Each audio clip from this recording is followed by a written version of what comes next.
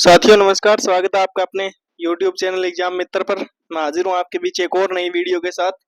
तो पिछली वीडियो के अंदर अपने हरियाणा जीके के 890 क्वेश्चन तक कवर कर लिए थे। आज 891 से अपने शुरू करने जा रहे हैं। और कल जाते जाते आपसे एक क्वेश्चन पूछा था कि सबसे अधिक आबाद गाँव किस जिले के अंदर है। उससे पहले पूछा था सबसे अधिक गाँव किस जिले में है, तो वो था यमुनानगर। और अगर आबाद गाँव पूछे तो भी उसका उत्तर जो है वो यमुनानगर ही होगा। तो चलिए शुरू करते हैं आज की अपनी वीडियो। तो आज का जो पहला क्वेश्चन है वो है कि मोहम्मद गौरी को भारत में प्रथम पराजय या हार है वो किस युद्ध के अंदर मिली थी। मोहम्मद गौरी को तराइन के अंदर, चंदावर, पाटन या फिर मुल्तान के अंदर। तो मोहम्मद गौरी को भारत में जो पहली हार मिली थी उस जगह का नाम था पाटन। पाटन के युद्ध के अंदर मोहम्मद गौरी को हार का सामना करना पड़ता है। 1178 के अंदर पाटन, जिसे कायदरा का युद्ध भी बोलते हैं, वो युद्ध हुआ था जिसके अंदर चालुक्य राजा थे भीम द्वितीय, उन्होंने गौरी को हराया था। और यह गौरी की पहली बड़ी हार थी। इस हार के बाद गौरी उस जो क्षेत्र है उसको छोड़ देता है और पंजाब को निशाना बनाता है। पाटन कहाँ है? तो पाटन है गुजरात के अंदर। चलिए अगला क्वेश्चन देखते हैं अपने कि मोहम्मद गौरी ने पाटन पर जब आक्रमण किया था तब वहां के शासक कौन थे। तो चलिए अपने ऑप्शन देख लेते हैं। जयचंद, पृथ्वीराज चौहान, भीम द्वितीय या फिर कुमारपाल। तो किससे हार मिलती है उन्हें? भीम द्वितीय से। तो उसमें जो पाटन के शासक थे वो थे भीम द्वितीय। जो ऑप्शन सी है वो इसका सही उत्तर होगा। भीम द्वितीय तब वहां के शासक थे। भीम द्वितीय कौन से वंश के थे? चालुक्य वंश के थे। उसने पाटन में गौरी की सेना को रोका। पाटन गुजरात राज्य के अंदर है और इस युद्ध से गौरी को बड़ी हार मिली थी। भीम द्वितीय के सहयोगी थे कौन? गोविंद राय। क्या नाम था? गोविंद राय। चलिए अगला क्वेश्चन हम देख लेते हैं। मुल्तान किसके लिए प्रसिद्ध था? कहाँ है मुल्तान? पाकिस्तान के अंदर। तो ये किसके लिए प्रसिद्ध है? था किले के लिए, सोने के मंदिर के लिए, बाजार के लिए या फिर युद्ध के लिए? तो मुल्तान जो प्रसिद्ध था वो था सोने के मंदिर के लिए। गौरी ने वहां भी आक्रमण किए थे। सोने के मंदिर के लिए प्रसिद्ध था ये। मुल्तान को सूर्य मंदिर के नाम के लिए भी जाना जाता है। यहाँ का जो सूर्य मंदिर है वो सोने से मढ़ा हुआ था पूरा। और यह हिंदू आस्था का एक प्रमुख केंद्र भी था। मुस्लिम जो आक्रमणकारी आए उन्होंने इसे लूटा। महमूद गजनवी और गौरी ने इसे खास तौर से निशाना बनाया था और यहाँ से जो भी सामान था वो लूट के ले गए थे वो। अगला क्वेश्चन देखते हैं। महफूजा किसके लिए प्रसिद्ध था? नाम क्या है? महफूजा। पूछा किसके लिए प्रसिद्ध है? तो मंदिर के लिए, व्यापार के लिए, सुरक्षा के लिए या फिर खेती के लिए? तो महफूजा, महफूज यानी सुरक्षा, तो ये सुरक्षा के लिए ही प्रसिद्ध था। महफूजा सुरक्षा के लिए प्रसिद्ध। ऑप्शन सी इसका सही उत्तर होगा। महफूजा जो है वो एक अरबी शब्द है जिसका अर्थ क्या होता है? सुरक्षित स्थान। यह किलों और मजबूत रक्षा व्यवस्था को दर्शाता था। कई मुस्लिम शासकों ने इस प्रकार के किले हैं वो बनवाए थे। गौरी और गजनवी की फौजों ने भी महफूजा बनवाए थे। तो महफूजा का अर्थ क्या हो गया? सुरक्षित स्थान। चलिए अगला क्वेश्चन देख लेते हैं अपने। त्रावड़ी को क्या कहते हैं? त्रावड़ी को क्या कहते हैं ये पूछे। ऑप्शन देख लेते हैं। तराइन या तराई, थानेश्वर, पाटन या फिर मुल्तान। तो तराइन का जो युद्ध हुआ था वो प्रमुख युद्ध था, महत्वपूर्ण युद्ध था। तराइन या तराई कहते हैं किसको? त्रावड़ी को। तो त्रावड़ी हरियाणा में प्रसिद्ध ऐतिहासिक स्थल है। इसे तराइन या तराई भी कहते हैं। यहाँ दो बड़े युद्ध हुए थे पृथ्वीराज और गौरी के बीच। इसी जगह निर्णायक युद्ध हुए थे। यह जगह कहाँ है? करनाल के पास में स्थित है। अगला क्वेश्चन देखते हैं। त्रावड़ी हरियाणा में कहां पर है? जगह का नाम बताना है। कहां? कुरुक्षेत्र, हिसार, करनाल या फिर फरीदाबाद। तो कहां है त्रावड़ी? तो यह है करनाल के पास में। कौन से जिले के अंदर है? करनाल के अंदर। हरियाणा के करनाल जिले में एक जगह है जिसका नाम है त्रावड़ी। दिल्ली से करीब 100 किलोमीटर दूर स्थित है। ये युद्ध भूमि जो है उसके लिए ये जगह प्रसिद्ध है। तराइन के युद्ध यहाँ हुए थे। आज भी ऐतिहासिक स्थल के रूप में माना जाता है। चलिए अगला क्वेश्चन देख लेते हैं कि गोविंद राय ने भीम द्वितीय का किस युद्ध के अंदर साथ दिया था? तो किस युद्ध में गोविंद राय ने भीम द्वितीय का साथ दिया था ये पूछा। ऑप्शन देख लेते हैं। तराइन, चंदावर, पाटन या फिर मुल्तान के युद्ध में। तो किस युद्ध में दिया था? तो पीछे अपने जो आज शुरू किया था जिस क्वेश्चन से कि किस युद्ध में मोहम्मद गोरी को भारत में प्रथम पराजय मिली थी, पाटन का युद्ध था। जो वहां के शासक थे उस समय भीम द्वितीय थे, जिनका साथ दिया था गोविंद राय ने। तो किस युद्ध में दिया था? तो पाटन। ऑप्शन सी जो है वो इसका सही उत्तर होगा, पाटन के युद्ध में दिया था। गोविंद राय हांसी के शासक थे, भीम द्वितीय की वो मदद करते हैं, पाटन के युद्ध में गोरी को वो हरा देते हैं। गोविंद राय पृथ्वीराज चौहान के सहयोगी भी थे, पृथ्वीराज चौहान के भी सहयोगी रहे थे। कौन? गोविंद राय। उनका योगदान गुजरात की रक्षा में बहुत ही महत्वपूर्ण था। आगे देखते हैं गोविंद राय कहाँ से थे, जगह का नाम बताना है। कहाँ से थे? पाटन, हांसी, दिल्ली या त्रावड़ी। तो कहाँ से थे गोविंद राय? तो अभी पीछे फैक्ट के अंदर देख के अपने गोविंद राय थे हांसी से, हांसी से थे गोविंद राय, जो पाटन के युद्ध में साथ देते हैं भीम द्वितीय का। हांसी के राजा थे भीम द्वितीय और पृथ्वीराज की वो मदद करते हैं, वीर और साहसी जो शासक माने जाते थे। हांसी कहाँ है? हरियाणा के अंदर स्थित है। उनका नाम कई युद्धों में लिया जाता रहा है। चलिए अगला क्वेश्चन देख लेते हैं। त्राइन का प्रथम युद्ध कब हुआ था? तो 1178, 1186, 1191, 1192। पहला युद्ध पूछा है त्राइन का कब हुआ था, तो ये था 1191 के अंदर। ऑप्शन सी इसका सही उत्तर होगा। 1191 में पहला त्राइन का जो युद्ध है वो लड़ा गया था। किन के बीच हुआ था? पृथ्वीराज चौहान और मोहम्मद गोरी के बीच में। इस युद्ध में गोरी की हार होती है और पृथ्वीराज चौहान की जीत होती है। युद्ध कहाँ लड़ा गया? त्रावड़ी यानी त्राइन में लड़ा गया था। युद्ध भारतीय वीरता का प्रतीक भी माना जाता है। अगला क्वेश्चन देखते हैं। त्राइन का प्रथम युद्ध किन किन के बीच हुआ? किन के मध्य हुआ था पहला युद्ध? गोरी और जयचंद, गोरी और पृथ्वीराज चौहान, भीम द्वितीय और गोरी, गोविंद राय और गोरी। तो किन के बीच हुआ था ये? गोरी और पृथ्वीराज चौहान के बीच ये युद्ध लड़ा गया था। ऑप्शन बी इसका सही उत्तर होगा। प्रथम त्राइन जो युद्ध है उसमें पृथ्वीराज चौहान विजयी होते हैं, गोरी इस युद्ध के अंदर हार मान लेते हैं। युद्ध 1191 में करनाल के पास एक जगह है त्राइन या त्रावड़ी, वहां ये युद्ध लड़ा गया था। भारतीय सेनाओं में राजपूत योद्धा थे वो शामिल थे। इसके बाद गोरी फिर से अपनी शक्ति को संगठित करते हैं। त्राइन के प्रथम युद्ध में किसकी हार हुई थी? तो जीत किसकी हुई थी? पृथ्वीराज चौहान की। तो हार किसकी हुई थी ये पूछा है। पृथ्वीराज चौहान, भीम द्वितीय, मोहम्मद गोरी या फिर जयचंद? किसकी हुई थी? मोहम्मद गोरी की हार हुई थी इस युद्ध के अंदर। जीत हुई थी पृथ्वीराज चौहान की। 1191 के अंदर युद्ध लड़ा गया था।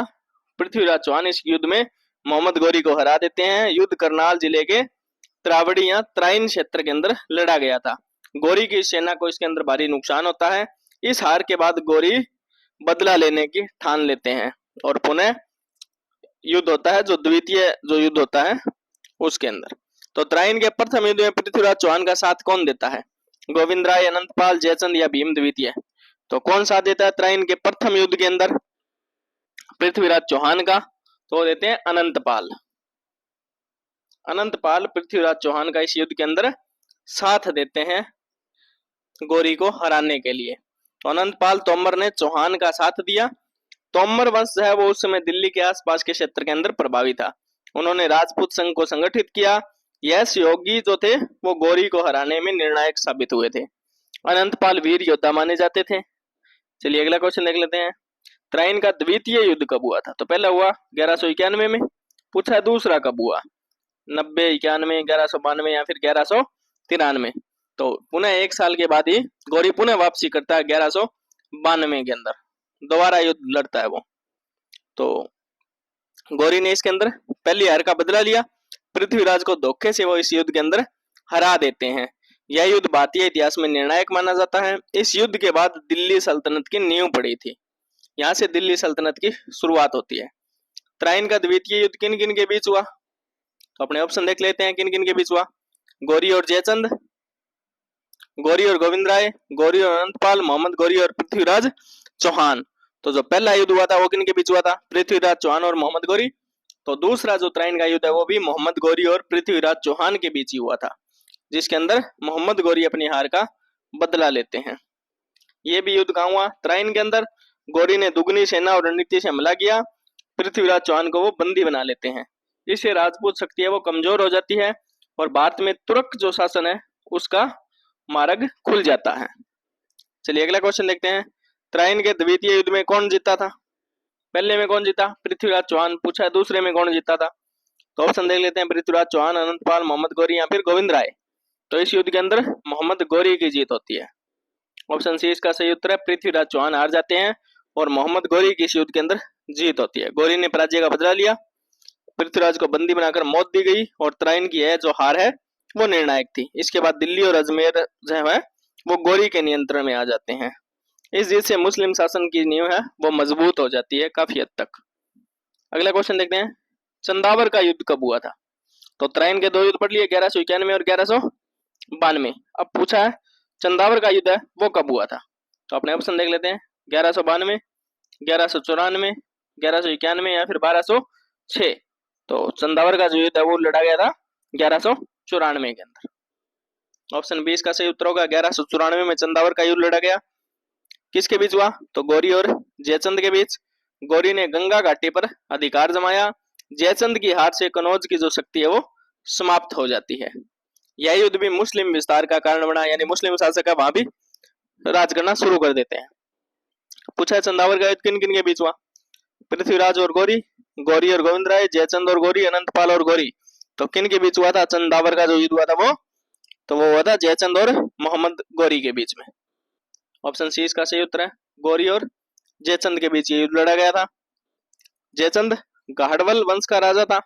गौरी ने कनौज को लूटने के लिए आक्रमण किया था और जयचंद की पराजय के बाद में जो कनौज है वो कमजोर हो जाता है। इस युद्ध ने उत्तरी भारत पर गौरी का कब्जा पक्का किया। जयचंद की मृत्यु भी इसी युद्ध के अंदर हुई थी। अगला क्वेश्चन देखते हैं कि चंदावर के युद्ध में कौन हारा, पराजित कौन हुआ? गौरी, गोविंद राय, पृथ्वीराज चौहान या फिर जयचंद। तो इस युद्ध के अंदर जयचंद की मृत्यु होती है। तो इस युद्ध में हार भी किसकी होती है? जयचंद की। जीत किसकी होती है? गौरी की। हार होती है जयचंद की। जयचंद उत्तर भारत का शक्तिशाली राजा था। गौरी की सेना ने उसे हराया। चंदावर है वो गंगा के तट पर स्थित था। इस युद्ध के बाद गौरी का विस्तार पूर्व की ओर हुआ और कनौज की शक्ति का यहाँ पतन हो जाता है। चलिए अगला क्वेश्चन देखते हैं, तराइन का तृतीय युद्ध कब हुआ? दो पढ़े, 1191, 1192। पूछा तीसरा कब हुआ? तो 1191, 1192, 1215 या 1220। तो तराइन का तीसरा युद्ध हुआ था 1215 के अंदर। पहला 91, दूसरा 92, तीसरा 1215 के अंदर। चलिए फैक्ट देख लेते हैं। तृतीय युद्ध 1215 में किन के बीच? इल्तुतमिश और यल्दौज के बीच युद्ध हुआ। यल्दौज कौन था? गौरी का सेनापति था और इल्तुतमिश ने इस युद्ध के अंदर यल्दौज को हरा दिया था। इस युद्ध ने दिल्ली सल्तनत को और भी ज्यादा मजबूत किया। अगला क्वेश्चन देख लें कि तराइन का जो तृतीय युद्ध है वो किन किन के बीच हुआ था इनमें से? तो ऑप्शन देख लेते हैं, इल्तुतमिश और यल्दौज, गौरी और जयचंद, पृथ्वीराज और गौरी, गोविंद राय और अनंतपाल। तो ये युद्ध हुआ था इल्तुतमिश और यल्दौज के बीच। और यल्दौज कौन था? मोहम्मद गौरी का सेनापति था। इल्तुतमिश इस युद्ध के अंदर यल्दौज को परास्त करते हैं और यल्दौज ने गौरी की मृत्यु के बाद सत्ता पाई थी। इल्तुतमिश गुलाम वंश का मजबूत शासक था। ये गुलाम वंश के शासक हुए थे। यह युद्ध भी करनाल के पास जगह तराइन या त्रावड़ी वहां हुआ था। इस जीत ने इल्तुतमिश को दिल्ली का निर्विवाद सुल्तान बना दिया था। अगला क्वेश्चन, मोहम्मद गौरी के सेनापति कौन थे? तो कौन थे? यल्दौज और कुबाचा, गोविंद राय और अनंतपाल, जयचंद और भीम द्वितीय, पृथ्वीराज चौहान और इल्तुतमिश। तो कौन थे? एक तो यल्दौज थे, युद्ध लड़ा था जिन्होंने किससे? इल्तुतमिश से युद्ध लड़ा था। और दूसरे थे कुबाचा। ये दोनों कौन थे? मोहम्मद गौरी के सेनापति थे, यल्दौज और कुबाचा। यल्दौज गौरी का प्रमुख सेनापति था। कुबाचा ने भी गौरी की कई लड़ाइयों में हिस्सा लिया। गौरी की मृत्यु के बाद दोनों ने अलग अलग क्षेत्र वो संभाले। यल्दौज ने लाहौर पर शासन किया तो कुबाचा ने सिंध पर कब्जा किया था। चलिए अगला क्वेश्चन देख लेते हैं, तराइन के तृतीय युद्ध में जीता कौन, विजयी कौन हुआ? यल्दौज, कुबाचा, इल्तुतमिश या पृथ्वीराज चौहान। तो हुआ किन के बीच था? यल्दौज और इल्तुतमिश। जीत किसकी होती है? इल्तुतमिश की। गुलाम वंश का शक्तिशाली शासक था इल्तुतमिश। गुलाम वंश का दूसरा सुल्तान था। उसने यल्दौज को हराकर दिल्ली पर अधिकार मजबूत किया और यह लड़ाई दिल्ली सल्तनत के विचार में अहम साबित हुई थी। यल्दौज की हार के बाद उसका प्रभाव खत्म हो गया और इल्तुतमिश ने प्रशासन को व्यवस्थित तरीके से चलाया था। अगला क्वेश्चन देखते हैं, दिल्ली सल्तनत के सभी शासकों को क्या कहा जाता था? दिल्ली सल्तनत के पूछा है कि जितने भी शासक हुए इन्हें किस नाम से जाना जाता था? राजा, सामंत, बादशाह या फिर सुल्तान। तो किस नाम से जाना जाता था? तो दिल्ली सल्तनत के जितने भी सुल्तान हुए उनको सुल्तान, दिल्ली सल्तनत में सभी सुल्तान के नाम से जाने जाते हैं। जितने भी शासक हुए थे, राजा बने थे, वो सुल्तान के नाम से जाने जाते थे। तो ऑप्शन डी है वो इसका सही उत्तर होगा। सुल्तान अरबी शब्द है, अर्थ क्या है इसका? शक्ति और अधिकार। दिल्ली सल्तनत के शासक खुद को सुल्तान कहते थे। गुलाम वंश से लेकर लोधी वंश तक इस उपाधि का प्रयोग है वो हुआ था। मुगल काल में आकर फिर बादशाह की उपाधि है वो प्रचलन के अंदर आती है। लोधी वंश तक क्या चलता है? सुल्तान। प्राचीन इतिहास में शासकों को क्या कहा जाता था? पूछा है प्राचीन इतिहास के अंदर शुरुआत के अंदर शासकों को किस नाम से जाना जाता था? क्या बोला जाता था? सुल्तान, राजा, बादशाह या फिर नायब? तो क्या बोला जाता था? प्राचीन अगर इतिहास की बात करें तो उसमें राजा बोला जाता था। राजा, दिल्ली सल्तनत में सुल्तान, प्राचीन इतिहास में राजा। तो प्राचीन काल में राजाओं का शासन था। राजा को धर्मरक्षक और प्रजापालक कहा जाता था। राजा को चक्रवर्ती सम्राट की उपाधि दी जाती थी। भारत के चंद्रगुप्त हैं, अशोक हैं, ये प्रसिद्ध राजा हुए थे। राजाओं के दरबार में सामंत थे, मंत्री थे, सेनापति भी होते थे। चलिए अगला क्वेश्चन देखते हैं कि मुगल काल के अंदर शासकों को क्या कहा जाता था? देखो, गुलाम वंश से लेकर लोधी वंश तक क्या कहा गया? सुल्तान कहा गया। लेकिन जब मुगल काल आया तब क्या कहा गया? सुल्तान, राजा, बादशाह या सामंत? तो क्या बोला गया? जब मुगल काल आया तब बादशाह बोला गया। ऑप्शन सी इसका सही उत्तर, बादशाह के नाम से जाना गया। बादशाह फारसी शब्द है। मुगल सम्राटों ने इसे उपाधि के रूप में अपनाया। अकबर, शाहजहां, औरंगजेब आदि बादशाह कहलाए थे, ये जितने भी मुगल काल के हुए थे। इसका अर्थ क्या होता है? सम्राट। मुगल शासन में फारसी दरबारी भाषा थी। तो दरबारी भाषा पूछे मुगल शासन में कौन सी थी? तो फारसी थी। सुल्तान लोग किसको प्रमुख मानते थे? सुल्तान किसे प्रमुख मानते थे? इनमें से राजा, सामंत, खलीफा या फिर अमीर? तो किसे मानते थे वो? खलीफा को। खलीफा प्रमुख थे उस समय।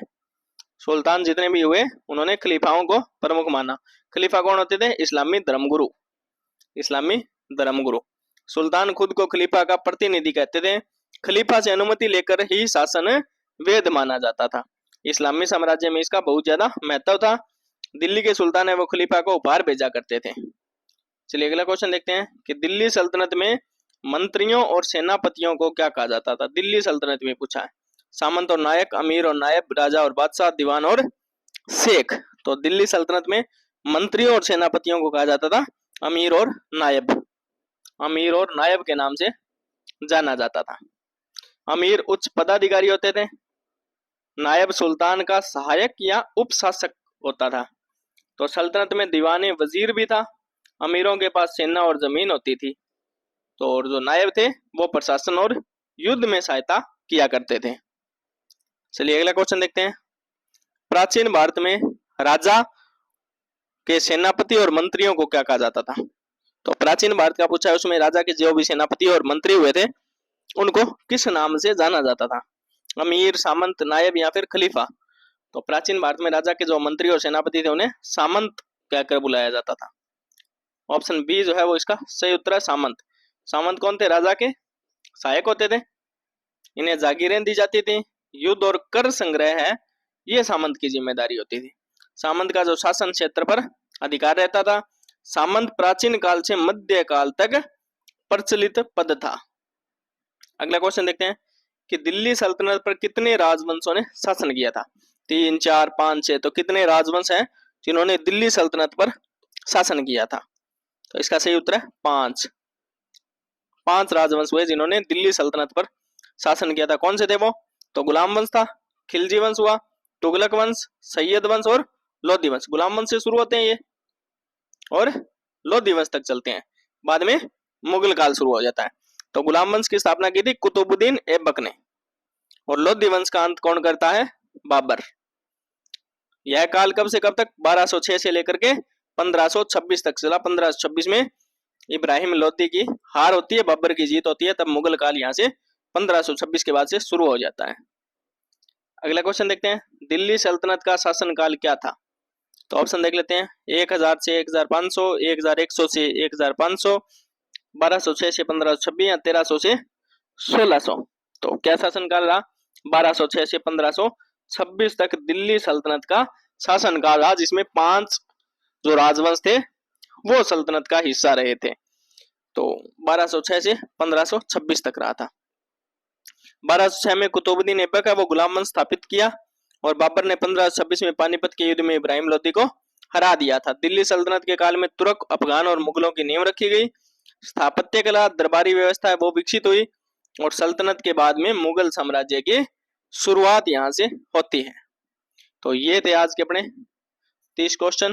तो आप कमेंट बॉक्स के अंदर बताइएगा आपको वीडियो कैसी लगी। वीडियो अच्छी लगी तो वीडियो को लाइक कीजिएगा, ज्यादा से ज्यादा शेयर कीजिएगा वीडियो को। तो आज के लिए आपके लिए जो क्वेश्चन है वो है कि रजिया सुल्तान है वो किसकी पुत्री थी। रजिया सुल्तान किसकी पुत्री थी ये बताना है आपको। कल मिलते हैं एक और नई वीडियो के साथ, तब तक के लिए जय हिंद जय भारत।